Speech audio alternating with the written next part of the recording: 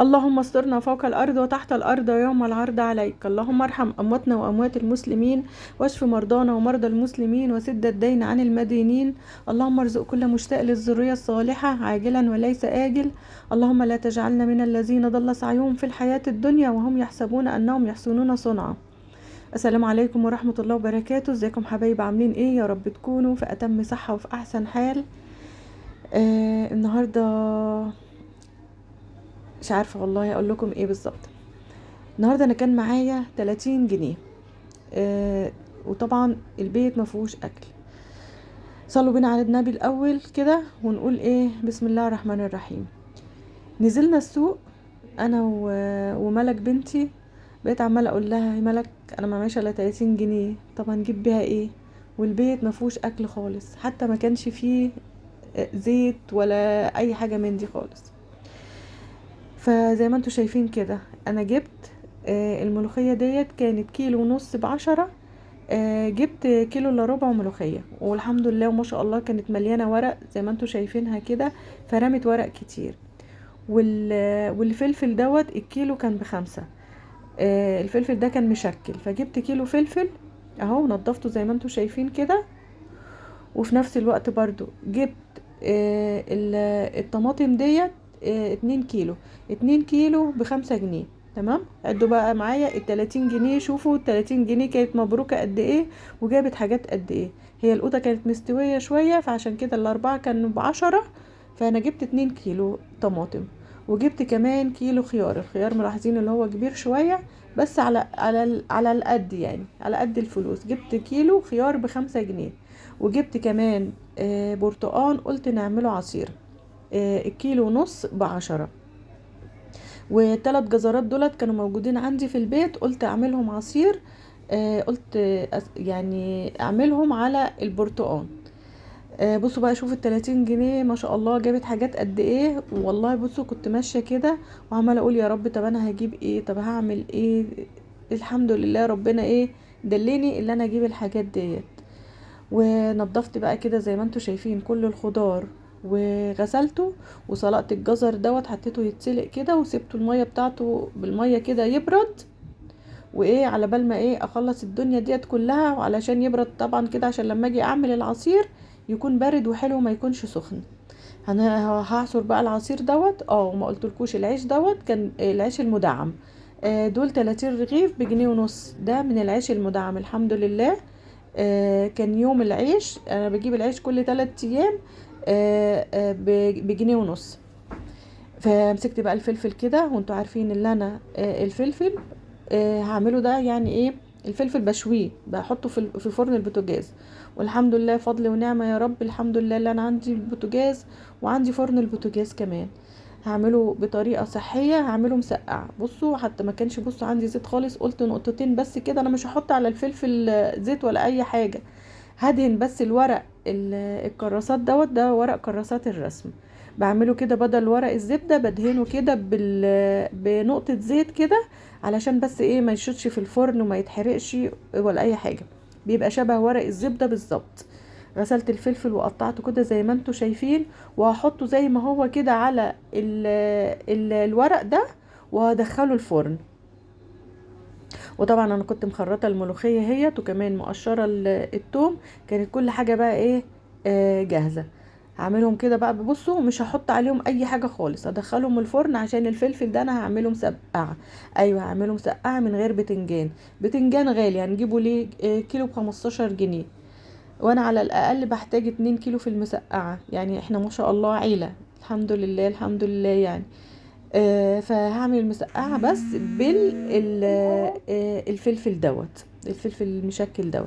بس كده هدخلها بقى الفرن كده، وبعدين هنشوف هنعمل ايه مع بعض. في حلة كده على البوتاجاز، وخرجت كده نص بصلاية تخريط رفيع، عشان دي هتبقى الشوربة بتاعة الملوخية. ماشي. وحطيت طبعا ملح وفلفل اسمر وكمون، ومكعب مرقة دجاج واحدة بس عشان يديها طعم. يا جماعة انا عارفة اللي هو بيبقى مش حلو والكلام دوت كله، بس ربنا يستر ويعديها على خير يعني، وربنا يجعله بالشفا ان شاء الله. طب هعمل ايه؟ العيال عايزين ياكلوا، والحمد لله الحمد لله احنا اخر الشهر يعني، والظروف اهي، كل بيت فيه اللي مكفيه يعني. فسبتهم بقى كده الشوربه تتعمل. وكنت طبعا دقه كام راستم كبيره كده الحمد لله. والصينيه ديت انا هعمل فيها المسقعه طبعا. وكنت ضربت بقى القوطه كده وسبكتها، انا بحب اسبكها الاول قبل ما اعمل بيها الاكل. والباقي طبعا من الطماطم دوت هفضل اغلي فيه لغايه اما استخدمه يعني الوقت تاني.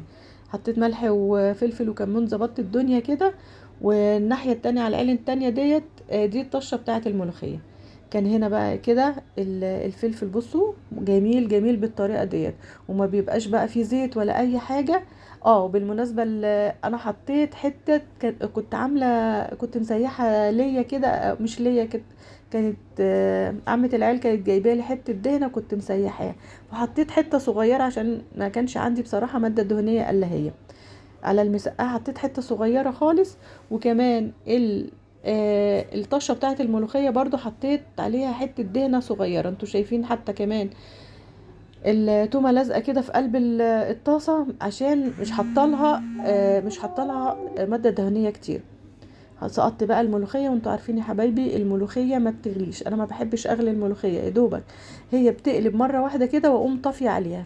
بصوا في المرحله ديت بقى كده خلاص انا طفيت عليها. وحطيت طبعا شويه كزبره كده على التومه بتاعتي او الطشه بتاعتي. بصوا هتلاقيها لازقه خالص اهيت، علشان مش مكتره الماده الدهنيه، هي حته على طرطوفه المعلقه بس كده صغيره من الدهن. بس كده وعملنا احلى طشه. وقلت بسم الله كده، وقمت حطيتها على الملوخيه. والله كانت طعمه وجميله جميله جميله. بصوا شايفين الملوخيه بالطريقه ديت، بصوا بتبقى خضره ازاي وما بتسقطش في الحله، وبتبقى محافظه على لونها. لقيت حبه طبعا كده لازم اخد التومه على اخر حته. وما كنتش بصراحة حطيت ملح، ظبطت الملح بتاعها. وكمان نسيت اللي انا احط معلقة سكر، قمت حطيت كمان معلقة سكر عشان تبقى مسكرة. وفعلا الملوخية كانت زي العسل. وكمان عملت بقى ايه، كان اهو عصير البرتقال اهوت، دولت اللي اتعصروا من كيلو ونص برتقال. وزي ما انتوا شايفين كده الجزر سويته وحطيته بالميه بتاعته. وما حطيتش سكر يا جماعه، على فكره هو بيبقى مسكر، والله ما حطيتش عليه سكر. ولادي كمان استغربوا ازاي انت ما حطيتيش عليه سكر، ده مسكر. قمت قلت لهم لا والله ما حطيتش عليه سكر، لان الجزر في اليومين دولت بيبقى جزر مسكر، والبرتقال مزز كده يعني ادت له المزازه الحلوه، فما كانش محتاج سكر خالص اهو.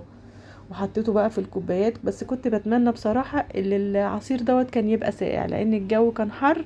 وعلى بال ما كلنا وشربنا العصير كان يعني ما كانش ساقع بصراحة. الحمد لله على كل حال اهو. وهوريكم بقى دلوقتي بنغرف الاكل، وهوريكم شكل الاكل والله وطعمه كان في منتهى الجمال. والحمد لله واتقضيت وعدى اليوم ومفيش اي مشكلة. اهم حاجة راحة البال يا جماعة، والله العظيم اهم من الاكل واهم من الفلوس الكتير واهم من اي حاجة اهيت. وكان الاكل، وحطيت طبعا خرطت الخيار. وحطيت بقى الاكل كده زي ما انتم شايفين، وكانت اكله في منتهى الجمال. اللي عجبه الفيديو بقى ما ينسانيش في اللايك. والسلام عليكم ورحمه الله وبركاته. مع السلامه يا اغلى اخوات، مع الف سلامه.